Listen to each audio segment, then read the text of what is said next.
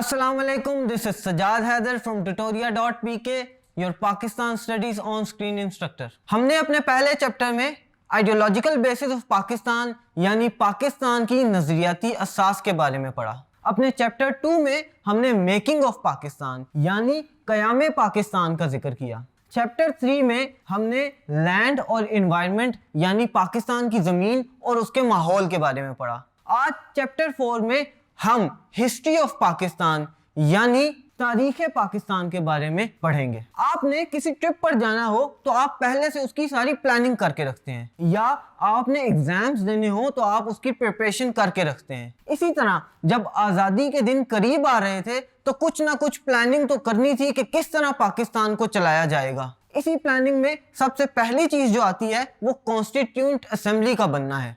सबसे पहले constituent assembly बनाई गई जिसके कुल मेंबर की तादाद 69 थी, लेकिन बाद में 10 मेंबर्स का इजाफा करके इसकी तादाद 79 कर दी गई। उस कॉन्स्टिट्यूएंट असेंबली ने सबसे पहले कायदे आजम को एज अ प्रेसिडेंट चुना। कायदे आजम उस कॉन्स्टिट्यूएंट असेंबली के प्रेसिडेंट बने और उन्होंने ओथ लिया chief justice sir Abdul Rashid से। यह ओथ लिया गया 11 अगस्त 1947 को।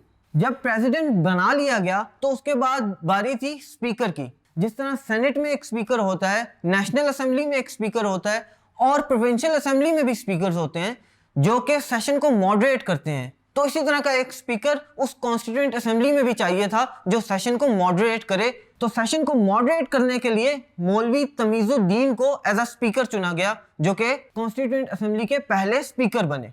अब पाकिस्तान बनने से पहले पाकिस्तान के पास कोई कॉन्स्टिट्यूशन तो था नहीं, और पाकिस्तान बन भी जाए तो इतनी जल्दी कॉन्स्टिट्यूशन तो बनता नहीं है। तो किया यह गया कि 1935 के इंडियन एक्ट को उसमें कुछ तरामीम की गई और कुछ अमेंडमेंट्स की गई और उसी को फिल वक्त एज अ कॉन्स्टिट्यूशन बना के पेश किया गया।